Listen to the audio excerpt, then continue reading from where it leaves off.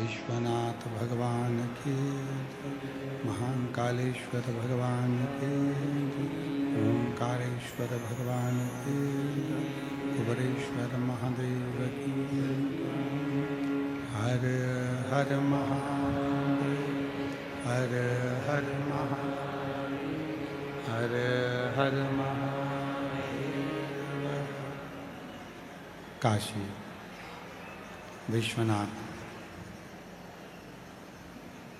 ओगड़दानी त्रिकालदर्शी कैलाशी अविनाशी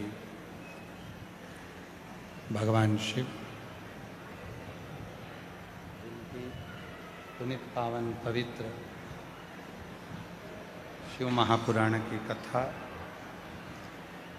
हाँ आप बुलाओ एक एक करके। शिव महापुराण की कथा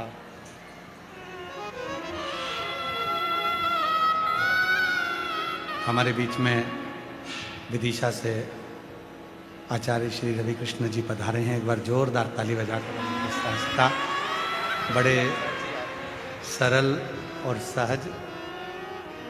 पूर्व में विदिशा में आपने बड़ी सुंदर शिव पुराण की कथा करवाई थी भारी बारिश में, और बाबा की कृपा से बहुत सफल रही थी। एक बार जोरदार ताली बजाकर।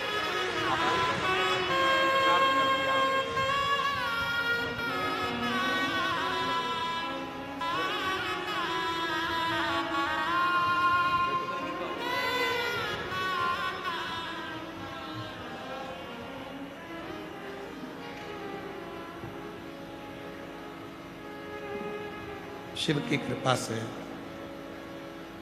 करुणा से, उनकी उदारता से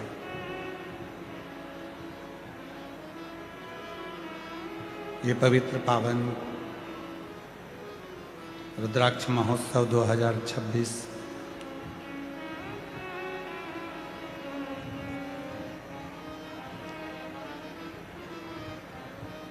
जिसका चतुर्थ दिवस यहाँ प्रारंभ हुआ है।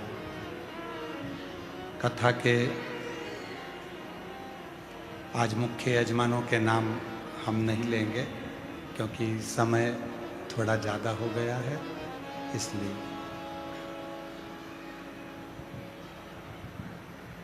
इस कथा के जो भी मुख्य यजमान हैं मैं उनसे निवेदन करूंगा एक बार सब खड़े हो जाओ। जो भी मुख्य यजमान है, मैं आस्था चैनल वालों से कहूँगा कि इन सभी का दर्शन सभी श्रोता भाई बहनों को हो कि ये वो मुख्य यजमान हैं जिन पर भगवान देवाधिदेव महादेव की कृपा, करुणा, उनकी उदारता हुई। और ये पवित्र कथा आज आप और हम सब श्रवण कर रहे हैं। एक बार जोरदार ताली बजाएं सभी मुख्य यजमान के लिए। विराजी बैठिए। और तेरी कृपा बिना ना हिले एक भी अणु, लेते श्वास तेरी कृपा से तनु तनु। बखान क्या करूं मैं राखों के ढेर का, चपटी भभूत में खजाना कुबेरा। हे गंगाधर मुक्ति द्वार ओंकार भोले ओंकार आयुष्यन्ति शंभो।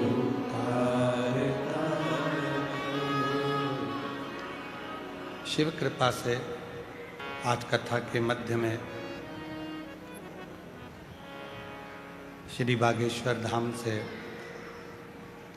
पंडित श्री धीरेन्द्र कृष्ण शास्त्री जी यहाँ पधारे थे। आप सभी ने उनका उद्बोधन श्रवण किया। बड़े पवित्र भाव से, आनंद से उन्होंने भगवान शिव का रुद्राक्षेश्वर महादेव का अभिषेक पूजन किया और यही कामना करी कि जो भी शिव भक्त भाव से भगवान शंकर की विरल भक्ति को धारण करे, उसके संपूर्ण जीवन में उसको खुशियां ही खुशियां प्राप्त हो, आनंद ही आनंद। डबरा में जहाँ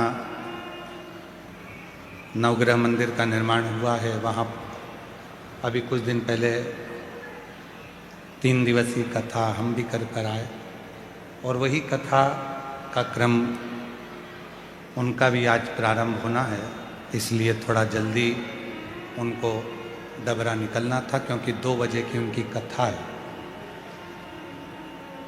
इसलिए यहाँ से थोड़ा जल्दी आप प्रस्थान करें। एक शिव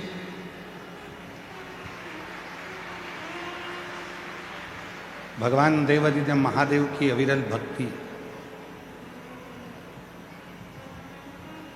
एक मुक्ति के पथ को निश्चित करती है।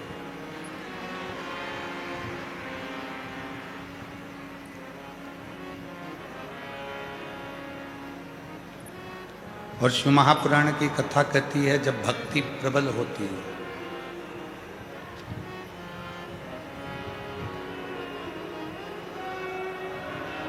जब भक्ति बढ़ती है, तो ही मुक्ति का मार्ग सहज बन पाता है।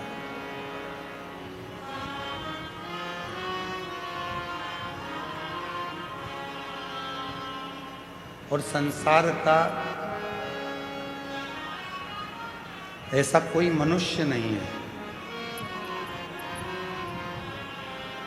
बेटा उधर के माइक ऊंचा, संसार का ऐसा कोई मनुष्य नहीं है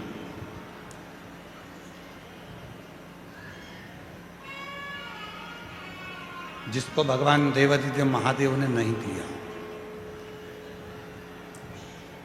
शिव पुराण कहती है, जिस दिन तुम्हारे भीतर विश्वास प्रबल हो जाता है, जिस दिन तुम्हारे भीतर विश्वास दृढ़ हो जाता है, उस दिन शिव आपकी झोलियों में खुशियां देना प्रारंभ कर देते हैं।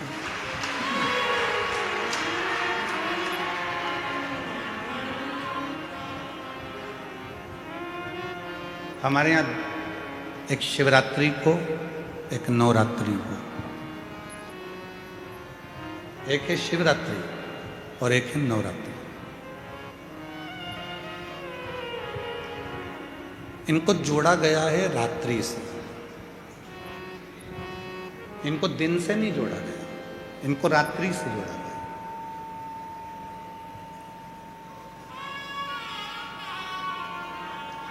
क्यों जोड़ा गया? कि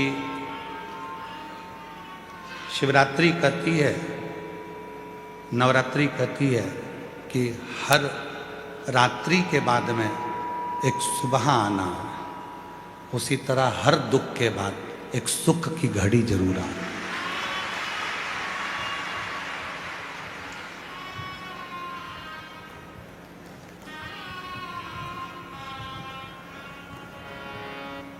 ऐसा कोई संसार में नहीं जन्मा जिसको परमात्मा ने सुख नहीं दिया। थोड़ा संघर्ष हो सकता है, थोड़ा संघर्ष होगा, थोड़ा परिश्रम होगा, पर शिव देगा जी। और मैंने तेरे ही भरोसे बाबा, तेरे ही भरोसे हवा विच उड़ती बाबा, डोर हटो छड़ी कटी आवांगे भोले, मैं तेरी कथन शंभो, मैं तेरी कथन हवा बिच उड़ती जवानी, बाबा डोर हटो छड़ी नाम कटी भोले मैं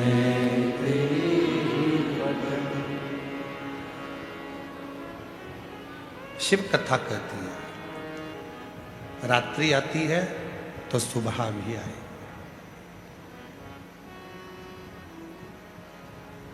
शिवरात्रि हर महीने आती है,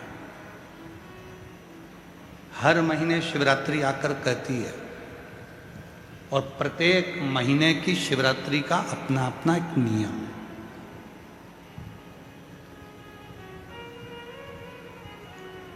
प्रत्येक महीने की शिवरात्रि का अपना नियम।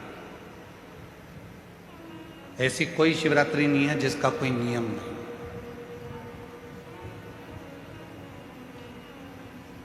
और प्रत्येक शिवरात्रि अलग अलग फल भी देती है।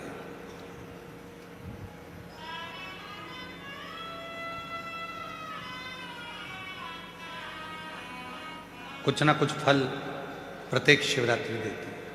चलने दे बाबा, गर्मी बहुत है। हाँ रहने दे बस इसको।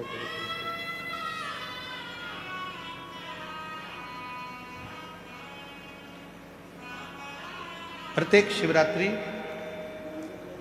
फल प्रदान करती है और प्रत्येक फल अलग अलग। प्रत्येक फल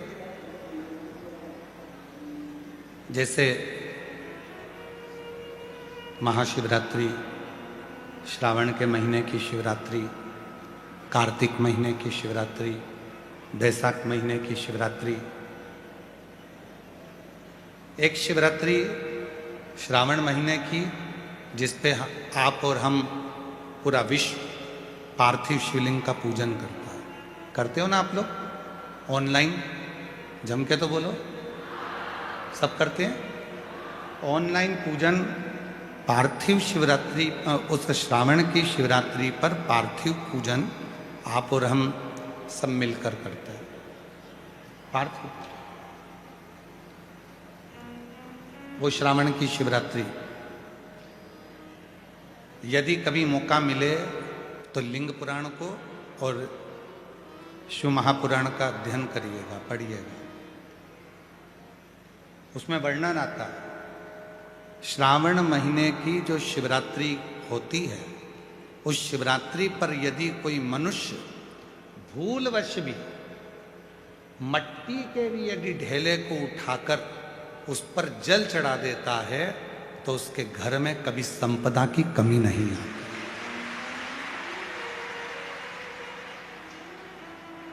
इतना श्रावण की शिवरात्रि का महत्व है।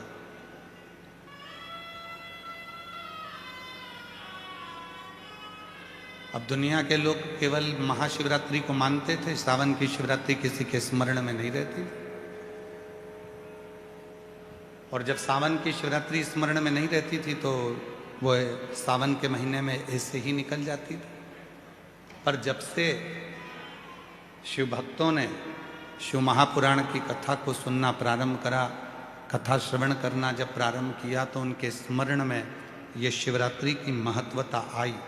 और शिवरात्रि की महत्वता आई तो आज पूरे भारत में आप जरा विचार करिएगा, कोरोना महामारी आने के बाद एक एक व्यक्ति को धन से जूझना था,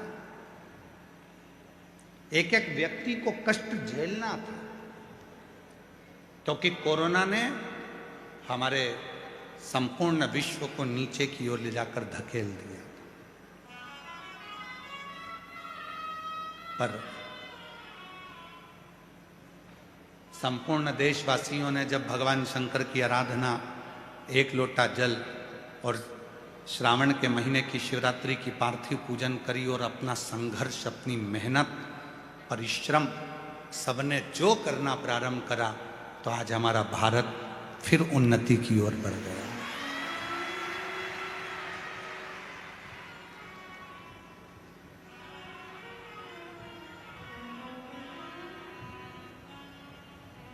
कई देश ऐसे हैं जो आज भी कोरोना के कारणवश प्रबल नहीं बन पाए, पर हमारा भारत, हमारा देश, हमारा तिरंगा आज भी उसी आनंद के साथ भारत की इस पवित्र गौरवमय भूमि पर लहरा रहा है। आज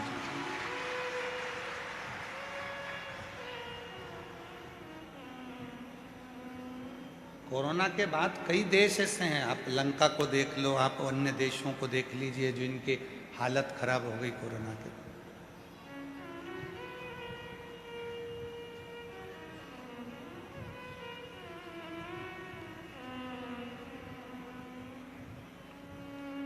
पाकिस्तान जैसा देश हो, अन्य देश नीचे चले गए, पर भारत आज भी उसी आनंद के साथ खड़ा है। उसका कारण केवल एक है, आपकी मेहनत, आपका परिश्रम, आपकी लगन और राष्ट्र के प्रति आपका समर्पण और शिव के प्रति आपका विश्वास। भगवान देवादिदेव महादेव के प्रति आपका भरोसा, विश्वास।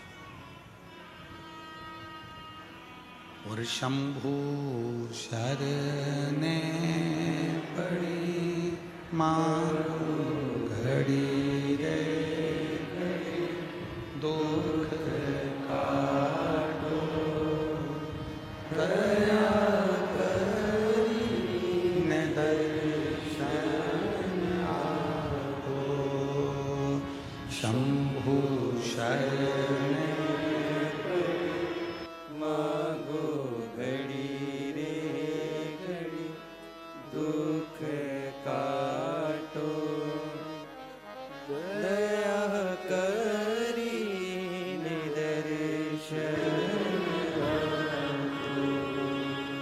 शंभु शरण मारो घड़ी रे घड़ी, दुख काटो दया करी दर्शन आपो। एक पार्थिव शिवलिंग हमारे पूर्व के हजारों हजार पापों को समाप्त कर देता है। एक पार्थिव पूजन हमारे जीवन के ना जाने कितने कितने पाप कर्म हैं उनको समाप्त कर देता है। जैसे दो रिश्ते हैं, अंदर का परिश्रम, दो रिश्ते हैं,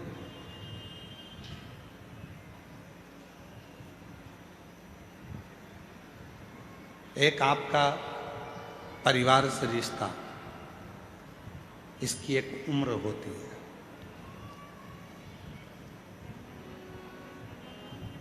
परिवार का जो रिश्ता है इसकी एक उम्र है।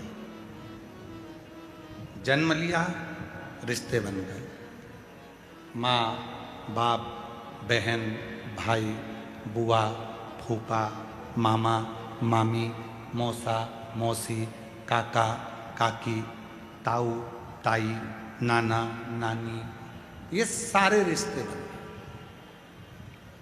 ये सब रिश्ते, इनकी उम्र है। ये रिश्ते कब तक रहेंगे? जब तक आप जिंदा हैं, फिर ये रिश्ते समाप्त।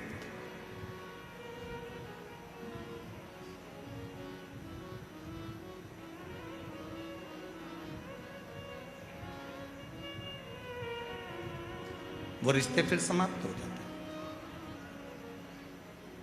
एक रिश्ता वो होता है जो जन्म लेने के बाद से मरने तक रहता है, और एक रिश्ता वो होता है जन्म नहीं लिया उसके पहले से लेकर मरोगे उसके बाद तक एक रिश्ता चलता है। उसकी उम्र नहीं होती, वो रिश्ता है शिव से रिश्ता, क्योंकि शंकर की कोई उम्र नहीं है।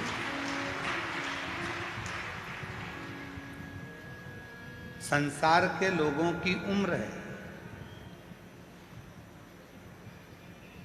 तो एक उम्र तक का रिश्ता होता है। शिव जी की कोई उम्र नहीं है। आप कहोगे कि भोलेनाथ जी की उम्र का अंदाजा कैसे लगा सकते हैं, तो आप खुद जरा विचार करिए। सती माता प्रसूति के गर्भ से जन्म लेती हैं और गोदी में माता सती हैं। 33 कोटि देवताओं को बुलाया गया, उसमें भगवान देवादिदेव महादेव आकर खड़े हुए। सती मैया शिव जी को देख रही हैं, शिव सती को देख रहे, सती शिव को, शिव सती को देख रिश्ता। अब सती मां गोदी में है और भोलेनाथ जी का विग्रह, भोलेनाथ जी का स्वरूप कितना विशाल। किसने जाना?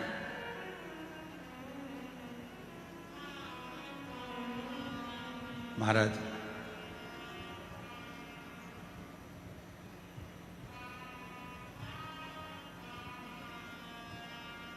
जब भगवान देवादिदेव महादेव का विवाह सती जी के साथ में हो रहा था, तो सती जी से प्रसूति माता ने कहा था, जरा एक बार शिव जी से उम्र तो पूछ ले सती, जिससे तू विवाह करने जा रही है। एक बार उम्र तो पूछ कि शंकर जी की उम्र कितनी है। सती मैया ने शिव जी के सामने हाथ जोड़कर कहा कि आपकी उम्र कितनी है। शिव जी कहते हैं, सती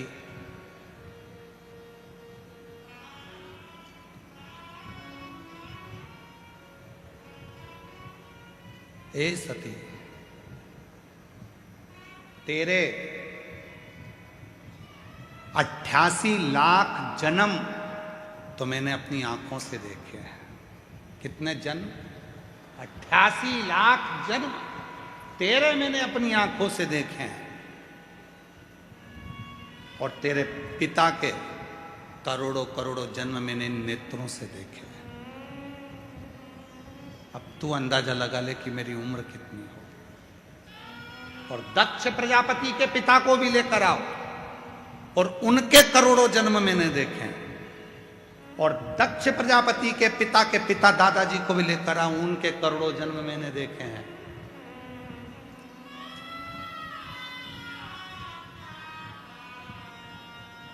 तो सती ने कहा, आपकी कोई उम्र नहीं है कि आप 50 साल, 60 साल, 100 साल, 80 साल, 90 साल, 1000, 5000, जैसे कहा जाता है राम जी महाराज की इतनी उम्र थी, भगवान कृष्ण की इतनी उम्र थी, इतनी उम्र के ये थे। तो क्या आपकी कोई उम्र नहीं? आपकी कोई उम्र नहीं। सती, यदि मेरी उम्र होती तो मैं केवल संसार के लोगों से संसार के बीच में रहकर ही रिश्ते रखता। मेरी उम्र का ठिकाना नहीं है, क्योंकि मैं अमर हूं। इसलिए जो जन्म लेता है, जो मेरा होता है, जो जन्म नहीं लिया, मां के गर्भ में भी आया, तब भी मैं उसका साथ देता हूं। बाहर निकलता है तो भी साथ देता हूं, मरता है तो भी साथ देता हूं, मरने के बाद भी साथ। एक रिश्ता, एक संबंध जो मुझसे दुनिया के लोग जोड़ लेते हैं, वो संबंध वो प्रबल संबंध होता है कि वो संबंध कभी खत्म नहीं होता, समाप्त ही नहीं होता। और कोई पिछले जन्म के अच्छे कर्म मुझे बाबा तेरा साथ मिला। कोई पिछले जन्म के अच्छे कर्म मुझे बाबा तेरा साथ मिला। जहाँ सारी दुनिया झुकती है, जहाँ सारी दुनिया झुकती है, मुझे वो आली दरबार मिला, दरबार मिला। कोई पिछले जन्म के अच्छे कर्म मुझे बाबा तेरा साथ मिला। कोई पिछले जन्म के अच्छे कर्म मुझे बाबा तेरा साथ मिला। जिसने जान लिया, जिसने वेद को, शास्त्र को पढ़ा है, ध्यान करा है, स्मरण करा है, वो जिंदगी में पहचान गया कि शिव है क्या।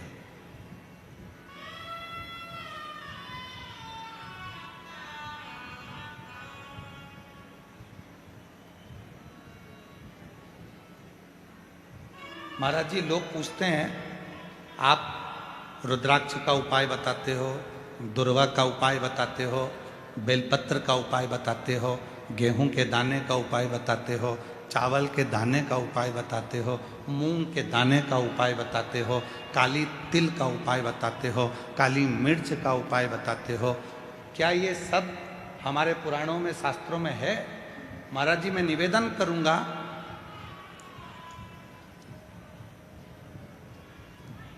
फ्रांस के राजा नेपोलियन ने अपनी वाणी में एक शब्द कहा। नेपोलियन ने कहा कि धरती पर मनुष्य जन्म लेने के बाद तुम्हें जो चाहिए वो तुम्हें मिल सकता है। कैसे?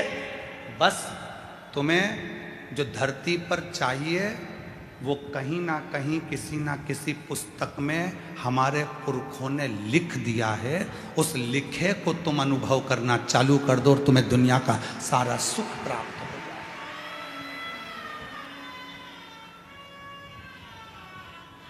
महाराज,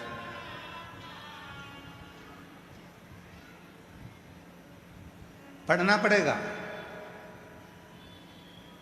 पहले टीवी कम थी, पुस्तक ज्यादा थी।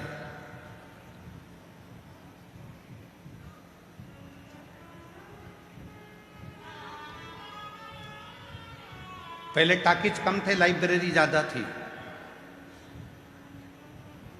पहले लैपटॉप कम थे, पुस्तकें ज्यादा थी। पढ़ना पड़ेगा।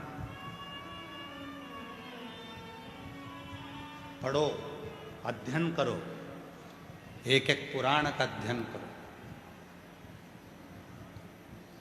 पढ़ो। और जिस दिन तुमने पढ़ना चालू कर दिया, हम फिर कहेंगे गीता प्रेस गोरखपुर की सारी पुराणे अपने घर में ले आओ। रोज प्रतिदिन एक एक पुराण का अध्ययन करा करो कि सियोर वाला बाबा दुर्वा चढ़ाने का बोला है तो कहाँ से बोला है, उसको पढ़ो, मिलेगा तुम्हें।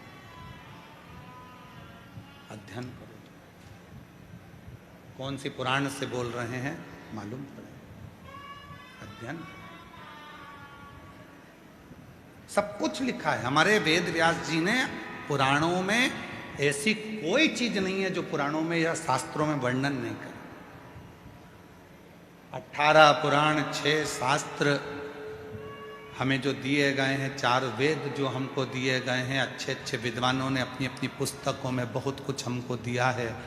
हम उनको छोड़कर, उसके बाद भी हम अपना सनातन धर्म छोड़कर दूसरे धर्म की पुस्तकों की बड़ाई करें तो चुल्लू भर पानी में डूब मरो।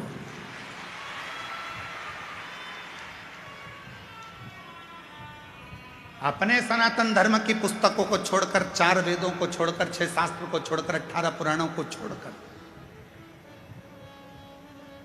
और हमें दूसरा धर्म यदि पसंद आ रहा है कि उनकी उसमें ये लिखा था तो उनके उसमें ये लिखा था तो उनके उसमें ये लिखा था। हमारे पुराणों में, हमारे शास्त्रों में, हमारे वेदों में कम लिखा है।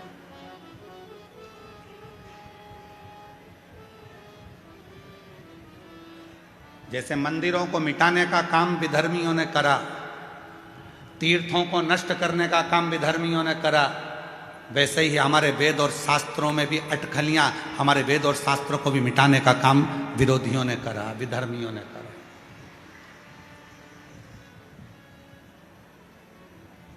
पढ़ता नहीं है व्यक्ति, बस कह देता सियोर वाले महाराज जी ने कहा था, ये करा वो करा। सियोर वाले महाराज जी ने बोला था कि बेलपत्र को ऐसे चढ़ाना, ऐसे। एक बेलपत्र की डंडी की दिशा की भी मूलता रहती है कि डंडी कहाँ रखना है।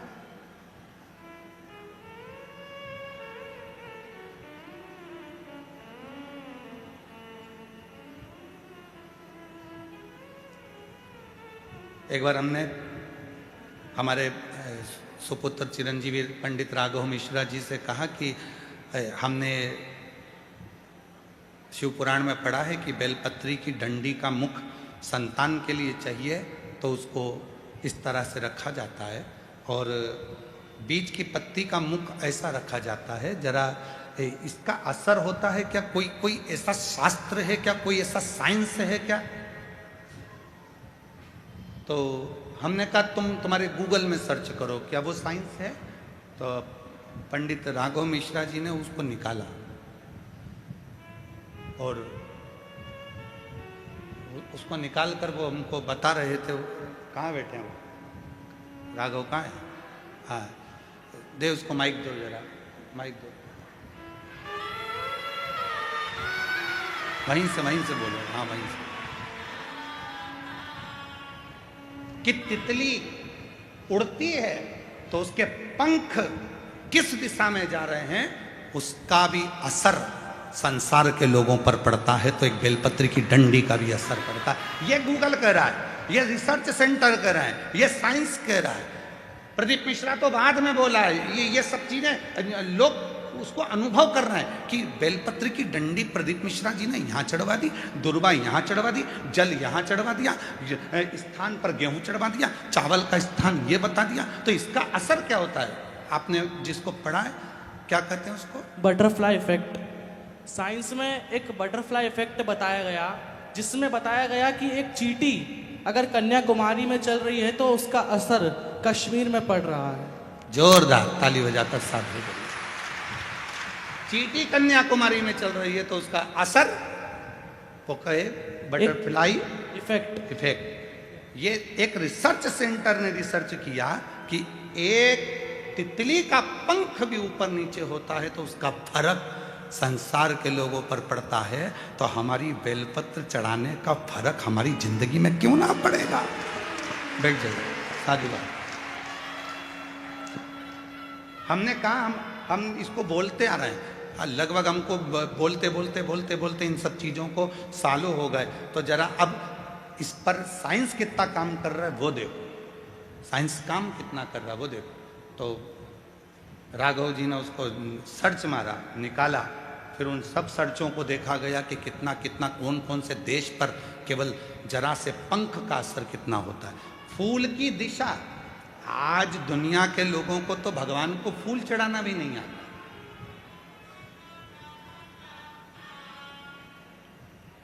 हम आपसे पूछें कि शिव जी को फूल कैसे चढ़ाया जाता है, हम आपसे पूछें कि भगवान को फूल कैसे चढ़ाया जाता है, तो आप फूल दो जरा।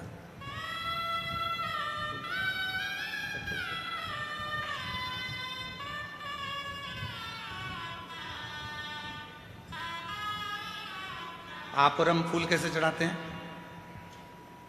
शंकर जी पे या देवता पे फूल ऐसे चढ़ाएंगे कि फूल का जो मुख है वो अपनी ओर रखेंगे, अपनी ओर। और डंडी का मुख कहाँ रखा? भगवान की ओर, क्योंकि भगवान जब बैठे रहते भगवान के सामने आप इस तरह से उसको श्रृंगार के भाव से जमा देते हो, भगवान के सामने ऐसे चढ़ा देते हो। अब भगवान है यहाँ, फूल चढ़ा रहे हो, मुख उधर और भगवान बैठे इधर।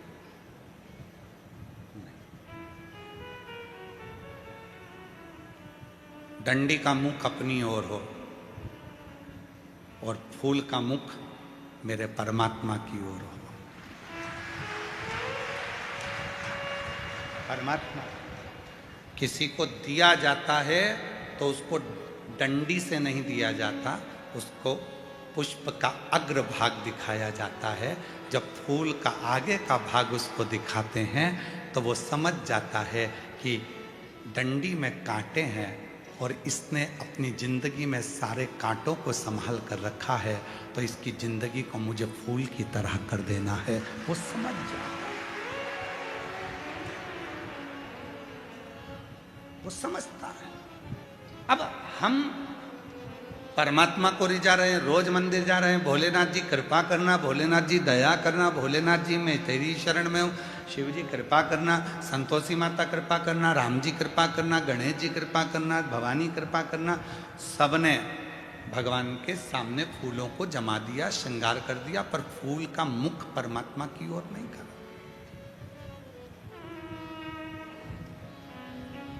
हम क्या सोचते हैं कि फूल जो भी मंदिर देखे उसको अच्छा लगना चाहिए। उसको ये नहीं देखा कि भगवान को अच्छा लगा कि नहीं लगा, अपने को अच्छा लगना चाहिए। और फल हमें मिला नहीं, पूरी जिंदगी हो गई।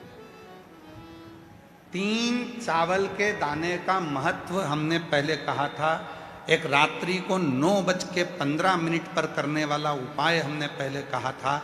आज दुनिया के लोग वो रात्रि के 9:15 वाला जब उपाय करते हैं तो उनको उसका फल क्यों मिलता है?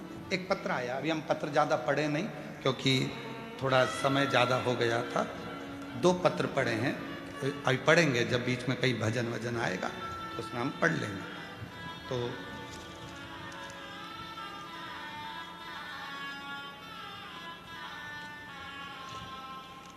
मनीषा पति सुंदरलाल सापले, जिला बड़वानी, मध्य प्रदेश से आई है। कहीं बैठी हो, आप ही हैं, आ जाओ, एक बेलपत्र ले जाना। मनीषा पति सुंदरलाल सापले, जिला बड़वानी, मध्य प्रदेश से आई हूँ। मेरे पति भगवान पर विश्वास नहीं रखते थे। मैं जल चढ़ाने जाती थी तो चिल्लाते थे, मगर कुबेर भंडारी की ऐसी कृपा हुई कि मेरे पति अब मेरे साथ 1 लोटा जल चढ़ाने मंदिर जाते हैं। 1 लोटा जल की महिमा क्या बताऊं गुरुजी। पति ने विश्वास कब करा? जब मैं अपने पति को जल चढ़ाने के लिए लेकर चली गई। पति की पूरी उम्र निकलती चली गई, 45 साल की आयु हो गई और मेरे पति ने मुझसे शर्त लगाई। तेरा सीहोर वाला बाबा कहता है कि बेलपत्री पर शहद लगाकर चढ़ाकर जाओगे सफलता मिलती है।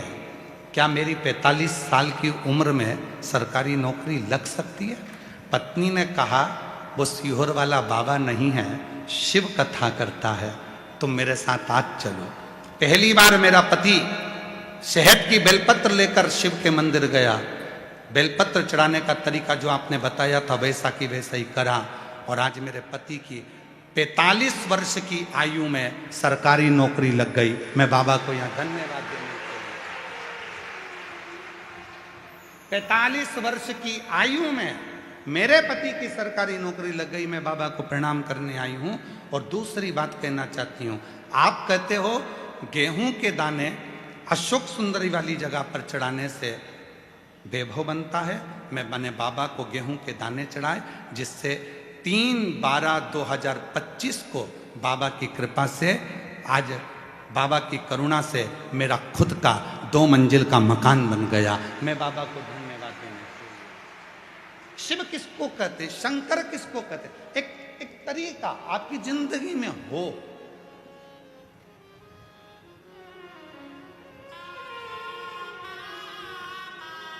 हमारा चिकित्सा विभाग कहता है दूध पीना है तो दूध को पीने के लिए खड़े होकर पिया जाता है और पानी को पीना है तो बैठकर पिया जाता है, शरीर के लिए ठीक होता है। उसी तरह शिव को जल चढ़ाने का भी तरीका होता है तो शंकर को पुष्प चढ़ाने का भी तरीका होता है, तो शंकर को चावल का दाना चढ़ाने का भी तरीका होता है। ये दुनिया के लोग जितना विरोध करना है इनको करें, पर उस विरोध का हल जब निकलेगा जब आप खुद अपनी पुराणों में अध्ययन करोगे कि सीहोर वाले महाराज ने बोला, तो बोला कहाँ से, उसका अध्ययन करो, उसको पढ़ो। जैसे नेपोलियन, फ्रांस के राजा नेपोलियन ने कहा कि हमारे बुजुर्गों ने, हमारे गए हुए उन संतों ने अपनी पुस्तकों में सब कुछ लिख दिया, बस उसको तुम जितना अपने शरीर पर उतारोगे उतना तुम्हारा वैभव बढ़ते चले जाएगा। आप उतारो तो शरीर। हम केवल मोबाइल तक रह गए, हम केवल लैपटॉप तक रह गए, हम केवल टीवी तक रह गए, पर हम पुस्तकों को छोड़ दिए, हमने पढ़ना छोड़ दिया, हमने अध्ययन करना छोड़ दिया।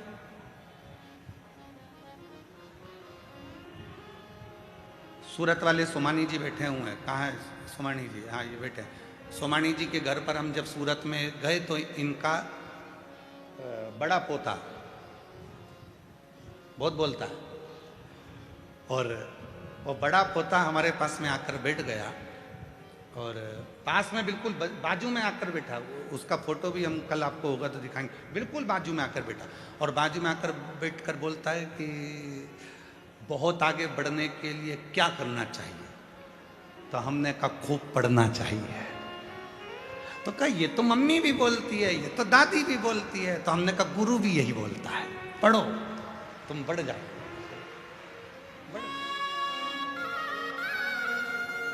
आगे बढ़ने की सबसे बड़ी कुंजी, चाबी है तुम्हारा पढ़ना। केवल विरोध करना नहीं, उसको पढ़ो।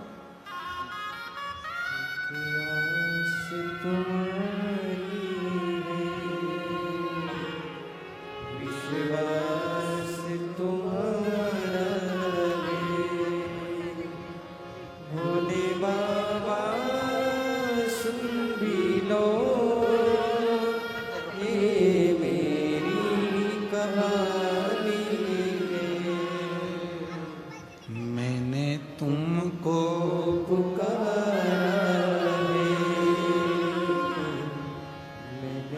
तुमको पुकारा है, भोले बाबा सुन भी लो ये मेरी कहानी है। बाबा का स्मरण तरीका होता है, बेलपत्र चढ़ाने का तरीका होता है, पुष्प चढ़ाने का तरीका होता है, जल चढ़ाने का तरीका होता है, भगवत भजन करने का।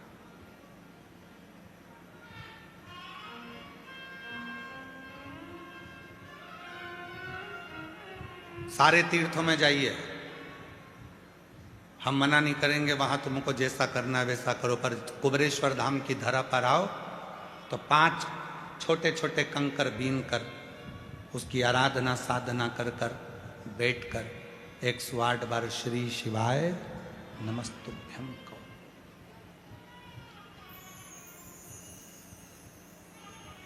एक कंकर को अपने साथ ले जाओ, 4 कंकर छोड़ जाओ,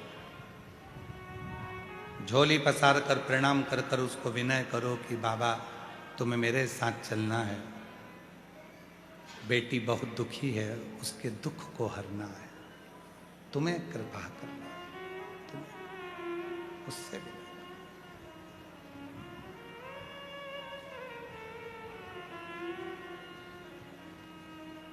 और मेरे बाबा दया करना, मैं तेरे भरोसे, मेरे बाबा दया करना, मैं तेरे भरोसे।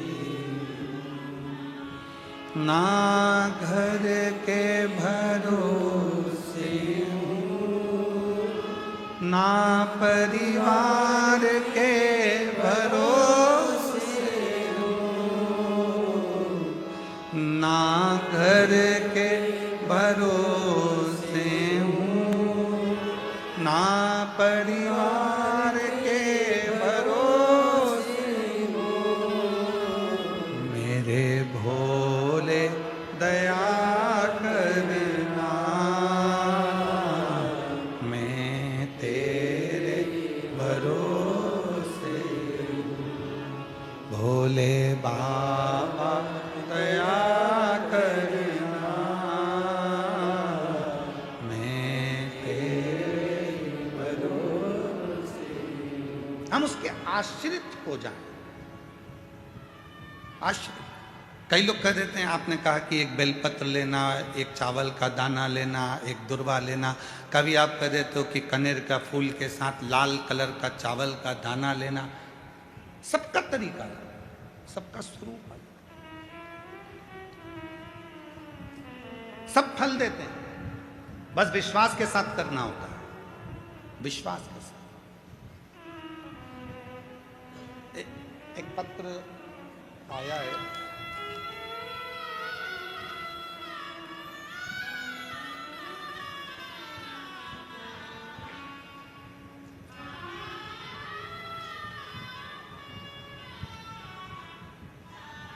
मेरा नाम कल्पना भागचंद कदम, मोबाइल नंबर मेरा ये है, छत्रपति संभाजी नगर महाराष्ट्र से आई हूँ।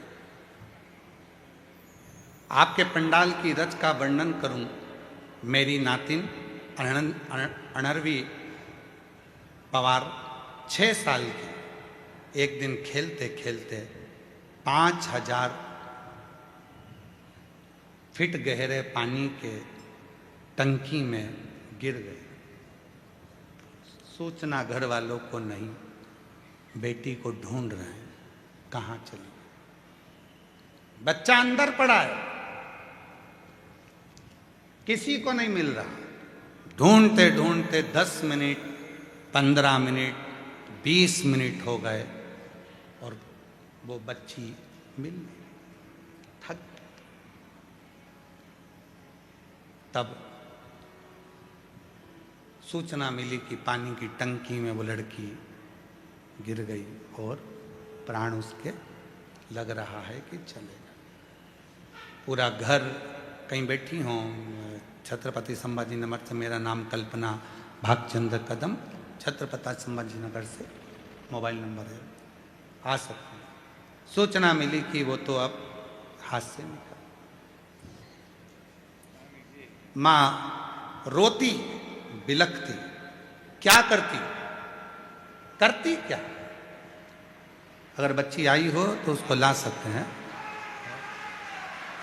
जवाब दे दिया, चली गई, हो गई पूरी। मां रोती रोती शिव के मंदिर में गई और भगवान शंकर को जल चढ़ाकर उसका पानी, अब पानी में तो डूबी थी और पानी ही चढ़ा के लिए और लाकर बेटी का मुख खोलकर, उसके शरीर में पहले कितना पानी भरा था, वो पानी उसके मुख में डालकर जो पेट को दबाना प्रारंभ करा। डॉक्टर से कहा कुछ तो करो, जो दबाया, हल्की सी हांपड़ी भराई, जो आधे घंटे से पानी की टंकी में पड़ी थी वो जिंदा निकल गई। ये शिव है, इसको शिव कहते हैं, इसको शंकर कहते हैं। याद आया उसको, सियोर वाला बाबा बोला था 1 लोटा जल सारी समस्या का हल है। याद आया, दौड़ पड़ी, मेरी बेटी मेरे हाथ से चली, दौड़। फिर कल वाली लाइन याद रखना, अरे भीड़ में तन्हा प्यास की गहराई में मुझे तुम याद आते हो, मुझे तुम याद आते हो।